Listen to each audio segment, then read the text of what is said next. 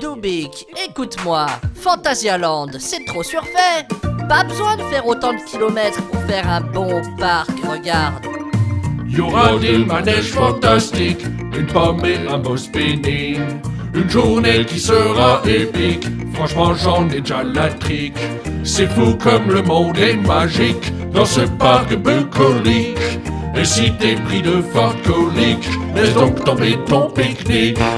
Ah Winoland, ah Winoland, on est tous heureux, la vie est bien mieux. Ah Winoland, tu vas te marrer toute la journée sur des trails bien claqués. Mais ça c'est pas grave si tout est pour ah Winoland. Bah oui, Dubik, écoute la suite.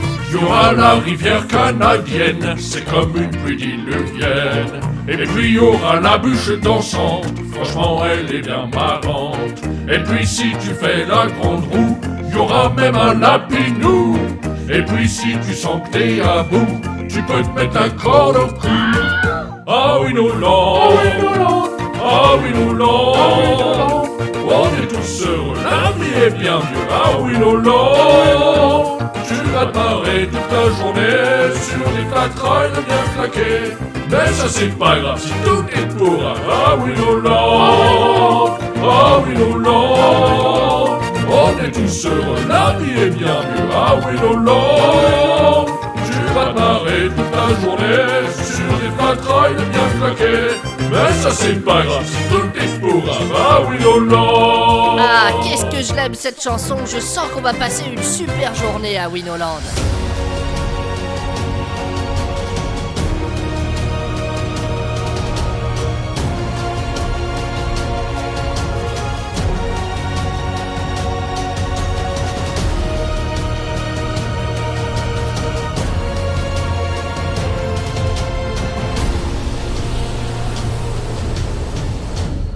Aujourd'hui les petits potes, on se retrouve pour parler de l'ex Babyland Amiland qui répond aujourd'hui au doux nom de Winoland. Situé à une trentaine de kilomètres de Paris, le parc est passé à quelques décisions près d'être un parc Walibi. Et oui, racheté à ses premiers propriétaires en 1987 par Christian Réverchon, le parc est remis en vente en 1991 et cette revente voit s'opposer deux acheteurs très intéressés par son rachat. D'un côté il y a le groupe Walibi avec Eddie Meus et de l'autre il y a le forain Xavier Lapère qui pourtant à l'époque criait sur tous les toits que les parcs d'attractions étaient des concurrences déloyales aux fêtes foraines. On repassera pour ce qui est des principes. Finalement, c'est Walibi qui finit par racheter le parc en 1992 moyennant 60 millions de francs belges. 1992 voit aussi l'ouverture d'un autre petit parc situé à l'est parisien et contre lequel Walibi devra d'ores et déjà sortir les crocs, et ce petit parc, c'est Disneyland Paris. D'importants travaux sont donc prévus à Babyland et on pense même à acheter des parcelles avoisinantes pour agrandir la surface du parc et faire de Babyland un Walibi Île-de-France. Mais la direction du groupe Walibi préfère à ce moment-là se concentrer sur un autre de leurs parcs qui requiert toute leur attention,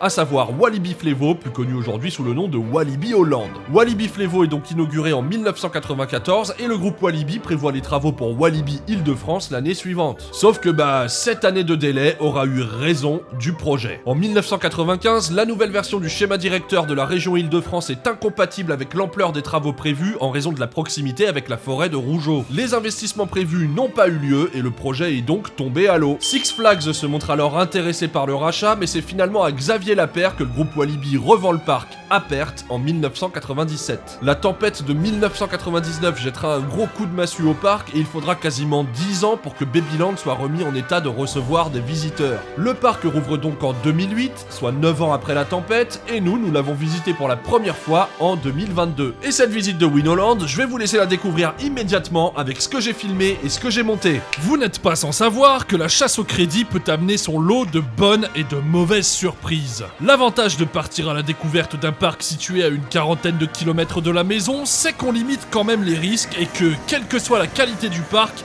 sa visite ne demandera pas beaucoup d'efforts. C'est ainsi que nous avons pris la route depuis notre Seine-et-Marne nationale pour nous rendre à Babyland Amiland dans l'Essonne, parc récemment rebaptisé Winoland. Au programme, 2 crédits et pas des moindres que vous aurez l'insigne honneur de découvrir dans cet éminent épisode des Tripes du Doub.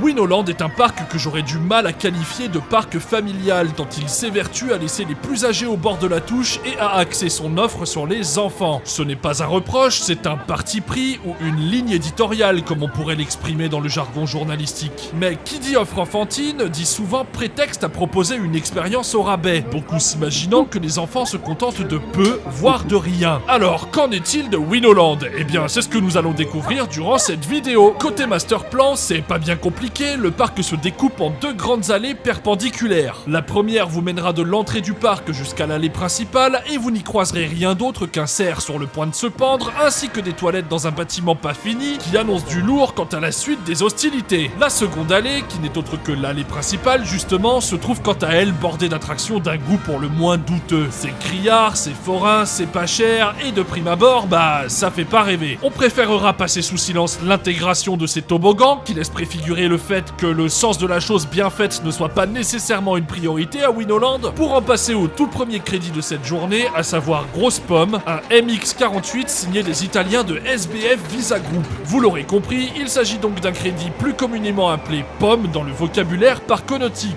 Ah bah les pommes, ouais, vous savez ce que c'est. Passé cette petite introduction, le spiel de sécurité de l'opérateur le plus laborieux de la Terre, retardant le tour de 5 minutes, et le fait que le lift nous donne une superbe vue sur le bâtiment pas fini abritant les toilettes, que vous dire de plus si ce n'est qu'il s'agit d'une pomme sans customisation particulière, que ce soit au niveau du layout ou de la déco. Bah rien d'autre, c'est un modèle de foire comme on en trouve un peu partout dans ce bon vieux pays de la baguette, donc on ne va pas s'extasier pendant 15 jours, c'est plus sain et on passe à la suite. Quelques mètres plus loin, nous en arrivons au second et dernier crédit de Winoland avec la bûche dansante, un spinning de ces mêmes Italiens de SBF Visa Group, constructeur low cost qui a fourni bon nombre des attractions du parc. Si les couleurs du ride peuvent nous rappeler Noisette Express à Nigloland, j'entends par là que bah c'est plutôt de bon goût et que ça change de ce qu'on a l'habitude de trouver à Winoland, on appréciera également de voir que l'attraction dispose de trains customisés. Il est aussi à relever l'abominable panneau stipulant le nom du ride et apposé sur l'attraction, un panneau à la typo dégueulasse qui n'est pas sans rappeler les pires heures de la fête foraine de Melun. De même, les panneaux cachant les moteurs fleurent bon la fête au village et nous permettent d'appuyer le fait qu'à Winoland, on n'a pas forcément un goût très prononcé en ce qui concerne la déco. Pour ce qui est du Grand 8 en lui-même, parce que oui, c'est un Grand 8, et ben rien à signaler, c'est un spinning SBF, ça a plus l'allure d'un flat ride que d'un coaster, ça n'a aucun intérêt, mais ça fait plus sain, et ça, c'est bien sa seule qualité. Non, vraiment, les enfants méritent mieux que ce genre de merde, je persiste et signe. En sortant de la bûche dansante, nous arrivons devant le chantier de Pteranodon, pour lequel le parc semble plus enclin à se sortir les doigts du cul. Il s'agit d'une swing tower de 32 mètres de haut signée, je vous le donne en mille, oui, SBF, donc d'une version raccourcie des Star Flyers de chez Funtime. Si le soin apporté à la théma semble faire de Pteranodon l'attraction la plus ambitieuse de l'histoire de Winoland, on regrettera la couleur rouge de la tour qui dénote complètement avec le reste de la déco et qui rappelle ce côté forain et criard dont le parc devrait absolument se défaire. D'autant que, pour le coup, le parc a mis les moyens et a confié la composition de la musique à Imascore, et ça c'est une vraie preuve d'une volonté d'amélioration de la qualité de l'offre globale. Donc ben oui, on ne peut que l'encourager. De même, les efforts faits quant à la théma, tout ce travail fait à la main, tous ces signes montrent que le parc a souhaité faire de cette nouvelle attraction une référence pour un nouveau départ. Tout cela préfigurant malgré tous les défauts du parc des choses encourageantes. Néanmoins, il faut vraiment que Winoland se départisse de son amateurisme extrême, qui peut parfois conférer au je m'en foutisme. Ces feuilles plastifiées collées à des troncs d'arbres pour annoncer leur nouveauté, c'est vraiment pas possible. On croirait juste qu'il y a une promotion sur le kilo de clémentine au marché de Montfroc. Oui, ce nom de ville existe, et ça, franchement, ça devrait être totalement interdit pour tout parc qui se respecte. Pire, cette espèce de vieux tréteau dégueulasse avec toutes ces feuilles plastifiées vissées dessus, c'est strictement interdit de faire une chose pareille. Ça fait vraiment pas sérieux, ça fait crade, et on se demande à quoi il pense quand il balourde des choses comme ça dans les allées du parc. Nous continuons notre visite en passant devant une attraction conçue par le diable lui-même, à savoir Magic Farm, une attraction où vous partirez à la découverte d'éléments de déco en résine, rachetés à on ne sait qui sur le bon coin. Le tout est disposé au milieu de mauvaises herbes, et l'attraction propose aux visiteurs d'embarquer dans un tracteur à l'audio grésillant qui diffuse une espèce de version Wish de la chanson Disney Sous l'océan.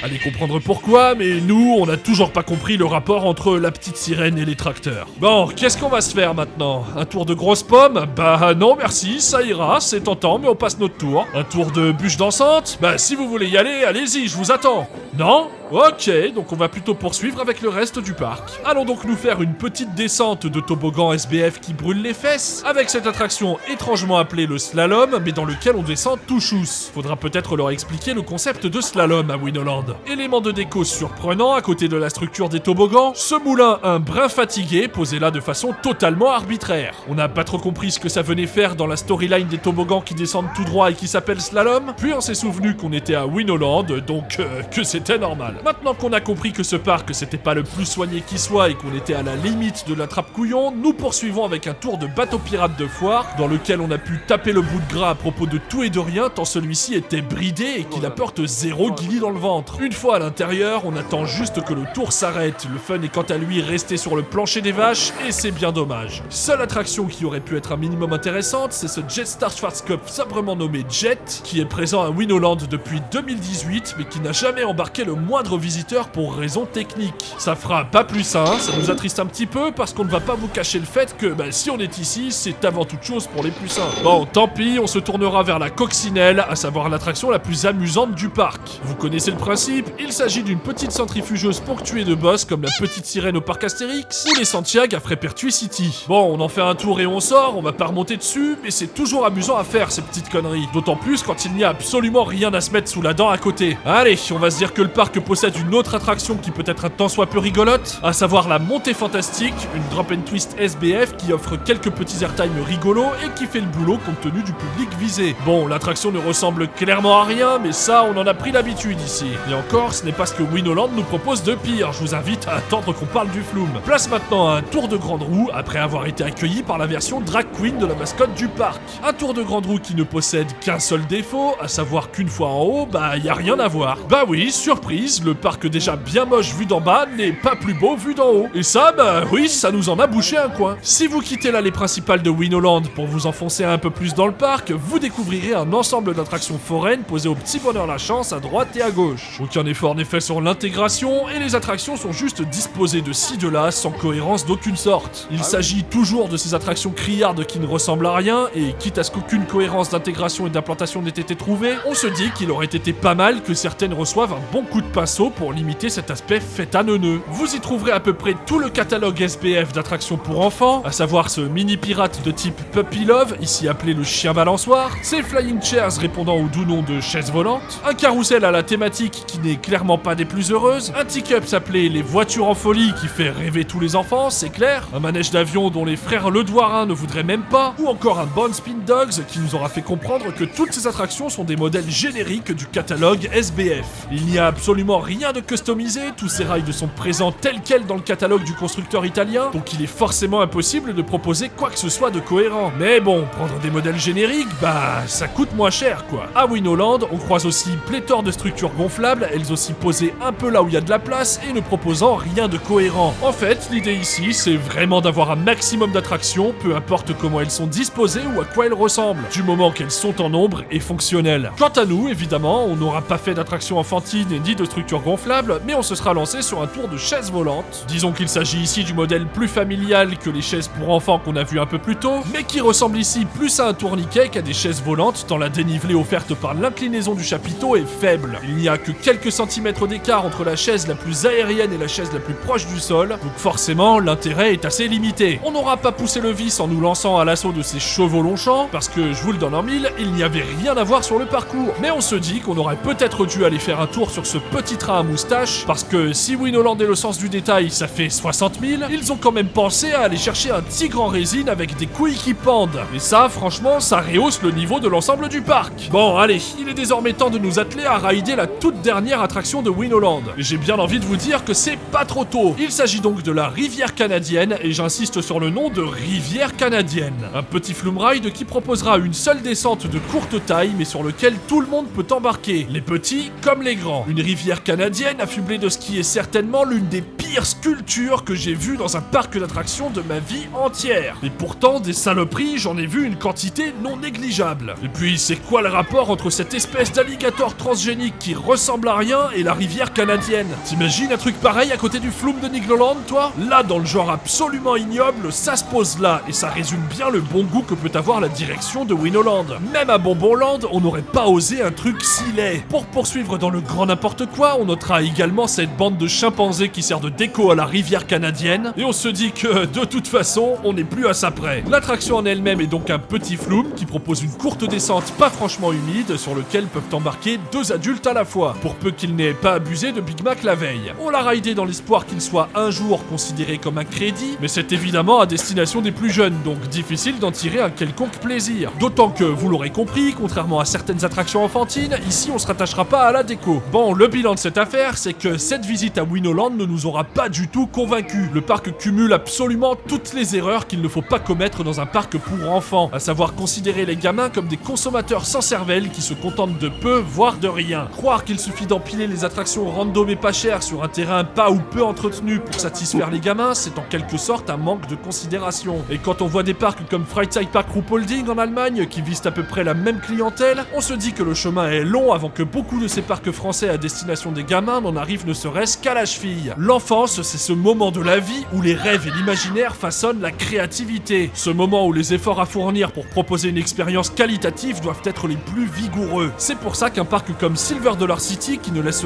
rien au hasard, fait en sorte de soigner ses quartiers pour enfants aussi bien que le reste du parc. Et encore, on peut se dire qu'un adulte peut se satisfaire de grosses attractions sans thématisation. J'en suis l'exemple parfait avec des parcs comme Cedar Point ou Six Flags Great Adventure où la simple présence de King Daka et Del Toro suffit à me satisfaire. Mais un enfant se souviendra davantage des histoires qu'on lui raconte à travers les quartiers d'un parc ou la thématique d'un ride que d'un empilement d'attractions sans âme juste là pour faire le nombre. En tout cas, ce genre d'offre low cost qui justifie sa piètre qualité par ses tarifs d'entrée abordables, c'est vraiment tout ce que je ne peux pas concevoir et tout ce que j'aimerais voir disparaître. Pas que je veuille voir couler Winoland, plutôt que je veuille le voir complètement changer son fusil d'épaule pour privilégier la qualité à la quantité. Espérons que l'ouverture de Pteranodon soit ce qui permette au parc de faire évoluer sa politique dans le bon sens et de mieux considérer sa clientèle juvénile. Allez, il est donc temps de mettre les voiles de ce parc dans lequel je pense qu'on n'est pas prêt de remettre les pieds pour reprendre la route pour un parc bonus. Et oui, 3 heures après nous être retrouvés devant l'entrée de Winoland pour partir à sa découverte, nous nous retrouvons désormais à 14 km de là devant l'entrée du Royaume des Enfants situé à Draveil. Parce que oui, des Royaumes des Enfants, il y en a 3, tous situés en Île-de-France. Il y en a un à Draveil dans l'Essonne, c'est celui-ci, un à Neuville-sur-Oise dans le Val d'Oise et un à Jablines en Seine-et-Marne. Le principe est ici le même qu'à Winoland, à savoir qu'on y trouve des flat rides tous plus hideux les uns que les autres, et toujours à destination des mioches, des structures gonflables entassées les unes à côté des autres qui ne sont pas non plus du meilleur goût, et surtout un superbe crédit qui est ici la raison même de notre visite. Sachez d'ailleurs que le fonctionnement du Royaume des Enfants fait davantage penser à une foire qu'à un parc d'attractions, étant donné qu'ici l'entrée n'est pas payante et qu'il s'agit simplement de payer des tickets à l'unité pour faire les attractions que l'on souhaite. Ici, comme à Winoland, beaucoup de SBF, beaucoup de poubelles pas belles du tout qui plairont sans doute au compte Instagram Poubelle des Parcs, une tour que nous n'aurons pas faite parce qu'autant à Winoland c'était compris dans l'entrée mais qu'ici on n'allait quand même pas payer pour ça, parce que oui c'est quand même pas une tour Intamin, des bubules pour marcher sur l'eau comme Jésus, et ça c'est classe, et donc le fameux crédit que le monde nous envie. Il s'agit de Souris Aventure, une pomme avec un superbe train mené par Speedy Gonzalez dans un coloris particulièrement douteux. Ça fait plus sain, je ne vais pas m'étaler sur une pomme, et ce sera sur ce ride que nous clôturerons notre visite de cet endroit infâme qu'est le Royaume des Enfants, qui cumule tous les défauts que j'ai pu trouver à Winoland, mais en pire. Et voilà, on est en début d'après-midi, le temps est maintenant venu de rentrer à la maison après cette matinée riche en émotions. Une chose est sûre, comme nous le rappelle non sans panache la mascotte de Winoland, vivement les États-Unis. Le problème fondamental de ce type de site qui commence à être de plus en plus nombreux en France, c'est de vendre des entrées pour ne proposer aux gens qu'une accumulation de flats forains posés sans considération là où il y a de la place dans le parc. Pas de spectacle, pas d'animation de rue, pas de variété en ce qui concerne la nourriture, puisque t'as juste un pauvre snack posé là en plein milieu du parc, et le reste c'est juste des manèges forains criards, dégueulasses et posés là comme ça. Aucun effort n'est fait quant à l'intégration des attractions, le seul argument reposant sur le fait qu'il y a un grand nombre de rides disponibles, mais vu que la plupart du temps c'est des rides complètement claqués au sol, ça n'en fait pas vraiment un argument recevable. Y a qu'à voir la rivière canadienne quoi, déjà le nom rivière canadienne apposé sur l'attraction avec des palmiers, tu te dis mais qu'est-ce que c'est que ce bordel, c'est la rivière des Caraïbes. Et puis alors avec les chimpanzés qui se baladent dans la déco et aussi cet alligator transgénique dégueulasse, on se demande bien où ils veulent en venir avec cette rivière canadienne. L'idée serait plutôt de proposer une offre moins fournie mais plus qualitative, avec des rides plus léchés dont on soignerait l'intégration et qui ne seraient pas des modèles italiens génériques rachetés à on ne sait quel forain pour être déposés tels quels dans le parc. Espérons que Pteranodon, l'attraction dont on a vu le chantier et qui a ouvert au cours de la saison passée à Winoland, soit l'amorce d'une nouvelle ère pour le parc et résonne comme un véritable déclic. En tout cas, même si on peut y retrouver des choses à redire, c'est un investissement encourageant qui, je l'espère, sera l'élément déclencheur de choses meilleures à Winoland.